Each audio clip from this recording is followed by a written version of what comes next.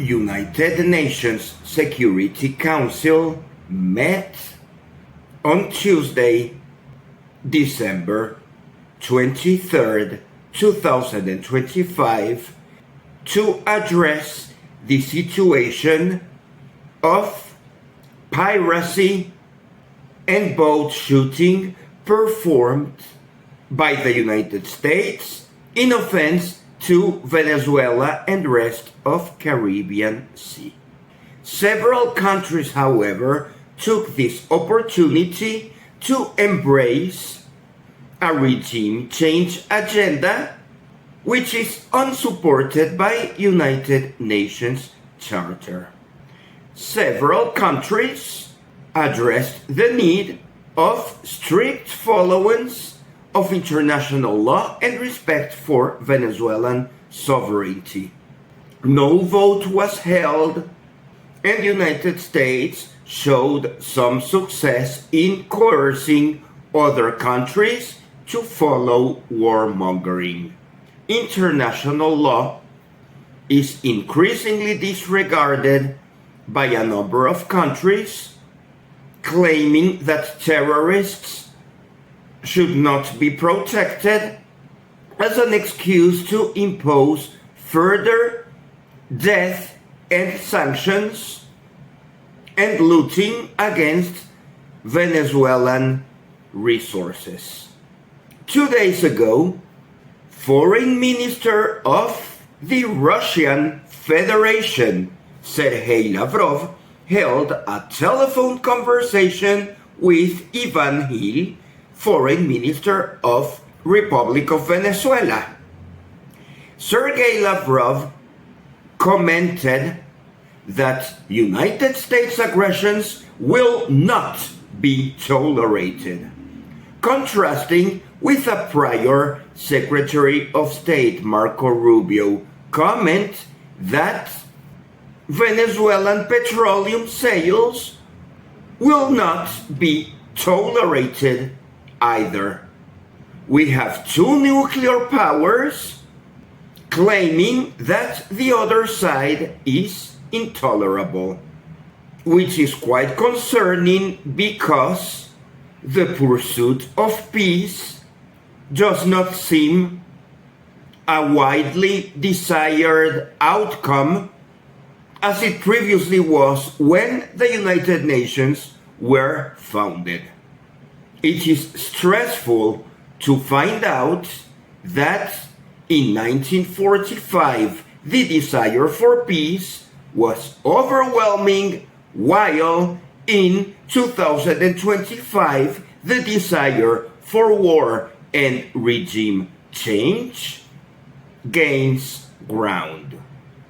United States seems determined to impose Venezuelan commerce of petroleum with the United States at unfavorable terms for Venezuela.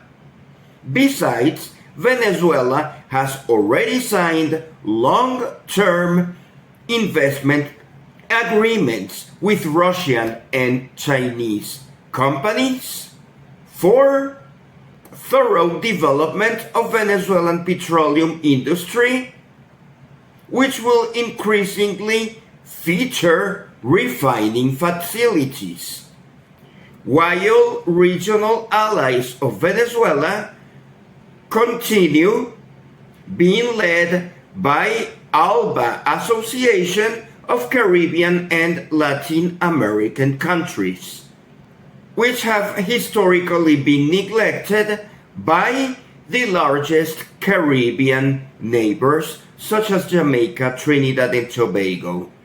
2 days ago, the Foreign Minister of the People's Republic of China shared a video expressing his full support for Venezuela's continued ability to engage into international maritime commerce with any country it sees fit. China is Venezuela's most significant investor and client, most Venezuelan petroleum is sold to China and paid for in cryptocurrencies or yuan. Yuan, however, has not yet become a currency to be used for medium of exchange, units of account, or store of value in the Venezuelan main economy. Downstream processes of economic relevance for yuan petroleum deals remain to be seen. President Nicolás Maduro has written an extensive letter detailing how 104 people have already been shot dead by the United States military aggression towards boats on the Caribbean, while a number of international treaties have been violated, while United States seeks excuses to impose regime change and to take control of Venezuela in spite of our sovereignty, as they would like Venezuela to become some sort of a colonial factory to which they can extract petroleum, gold, and gas for free. Venezuela, in a number of times, has advertised that we will not let that happen and we will exert our right of self-defense and protection of our national sovereignty as guaranteed by United Nations Charter. Assistant Secretary General for Middle East, Asia, and the Pacific of the United Nations was also present at the United Nations Security Council debate on Venezuela, and he summarized well-known details and historical facts regarding United States activities that have increasingly made the Caribbean Sea a less secure place. Russia commented that United States should not behave like a cowboy, and Russia was surprised that the United States has behaved in a responsible, mature fashion in other conflicts on the planet. However, during this Venezuela situation, the United States becomes full of ire, irrational, and pretending to destroy dialogue and civilian values. China took its turn to remind that violation of sovereignty of Venezuela is non-negotiable under any pretext.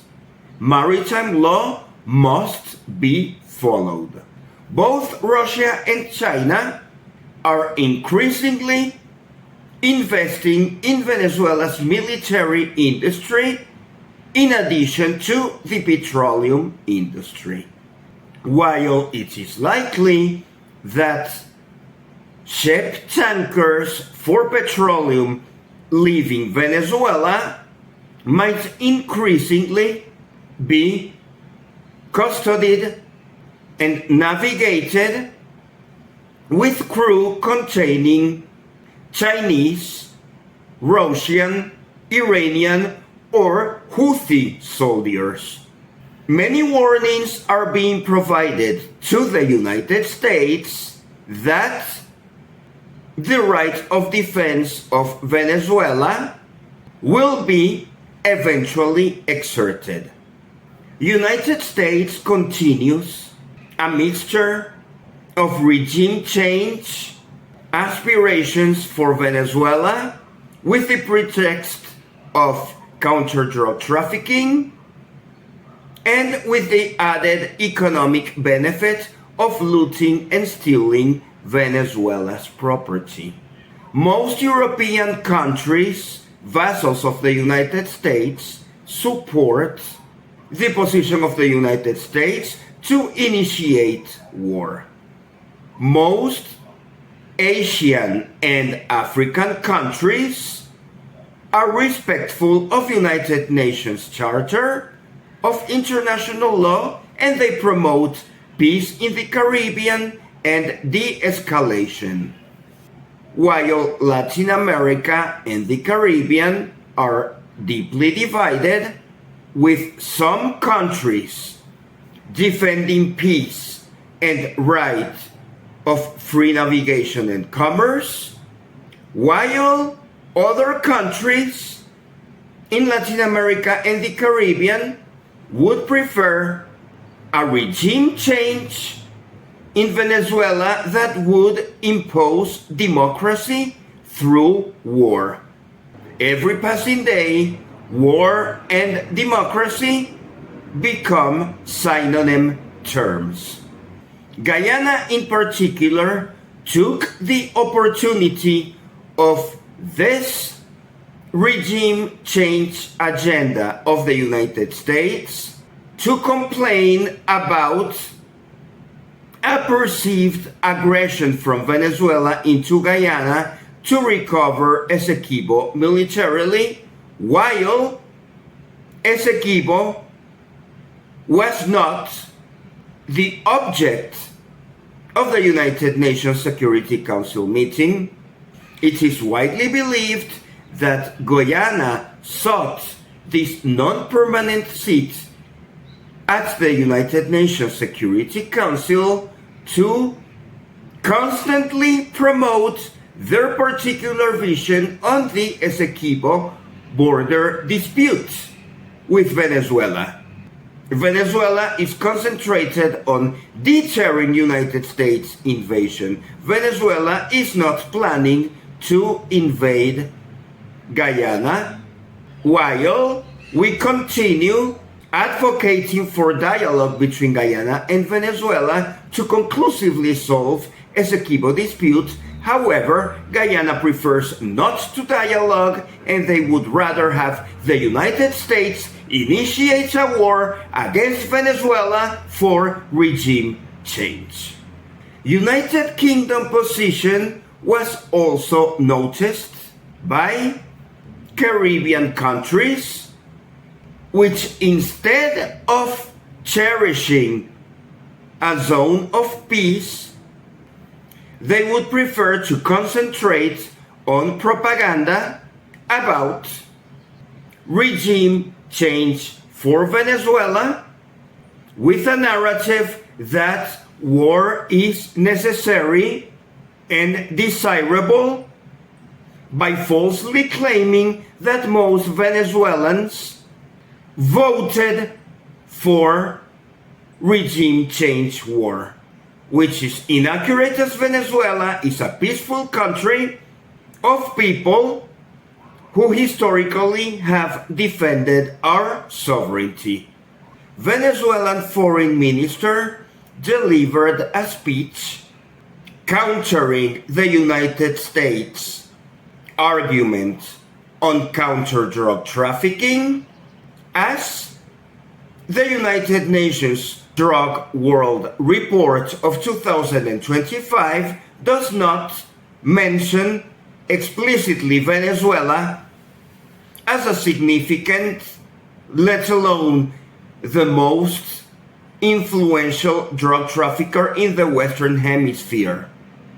Such statement is false, and such statement was claimed by the United States United Nations Security Council representative.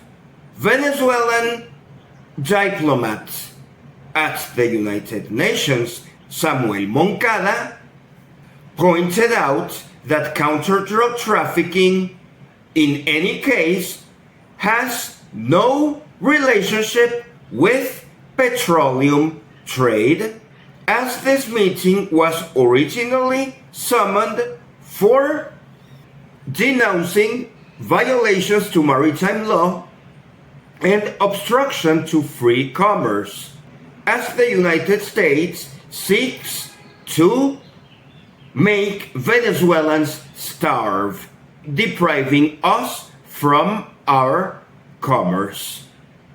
If this situation of United States exerting pressure so that Venezuelans starve with no means of exporting their produce, Venezuela will initiate genocide accusations against United States. International law was designed to ensure and promote peace. However, United States and countries that are too scared to defy United States are in favor of war. And they use Venezuela for an experiment on regime change. Narrative is being pushed that a war for regime change in Venezuela and securing United States access to Venezuelan sovereign resources would be desirable for world peace. Intransigence and intolerance of United States are absolutely crystal clear. United States will not engage in dialogue, and Venezuela will not abide by the narrative that peace and democracy and regime change are interchangeable, because that would mean the death of the international law system as we have known it during decades. Prospects of war are increasing because the United States is not being persuaded or forced to restrain. De-escalation requests from international community of Africa, Asia, and some countries of Latin America is not being sufficient, as the United States, Europe, and some Latin American countries are too dependent on the military-industrial complex that requires to fabricate wars for improvement of their own economies. It should also be noted that as Russian forces advanced into Kiev, Ukraine, with reports of Russian flags already being flown in Kiev, capital of Ukraine, United States might find it desirable for its geopolitical games to use Venezuela as a proxy for showing military muscle to China and Russia. Iran, however, through its foreign minister, has declared that United States actions are illegal and warmongering, and Iran will seek defense of Venezuela along with China and Russia. Caracas might well be a headquarters of a special China, Russia, Iran military alliance that could extend not only for this Caribbean war developing between United States and Venezuela, but also in preview of World War III, as other hotspots such as Taiwan or Israel become new pawns for enhancing United States expansionism. We are slowly noticing how the alliances of Venezuela are taking shape, while the alliances of the United States are also being reaffirmed. United States is determined to promote and engage in war, while Venezuela is determined and engaged into peace. Venezuela wishes Merry Christmas to the rest of the world. Venezuela does not want to be involved in a regime change war. Venezuela wishes to continue exporting its petroleum, and Venezuela will not tolerate United States aggression to our territory or our naval assets. Venezuela will continue using all available diplomatic means to avert war. Venezuela has been successful in ensuring safety of civilian air traffic on Venezuelan airspace, while Venezuela denounces that Piarco airport in Port of Spain and Curacao and Aruba airports in the Netherlands Antilles have become unsafe due to United States abuse of electromagnetic war, while many fishermen who were killed are not from Venezuela, but rather from Trinidad and Tobago or Colombia. Latin American and Caribbean unity seems further away than ever. It seems that a Northern South America and Caribbean bloc, accompanied by Mexico, considers peace a more urgent issue than warmongering countries located mostly in southern South America and areas of Central America.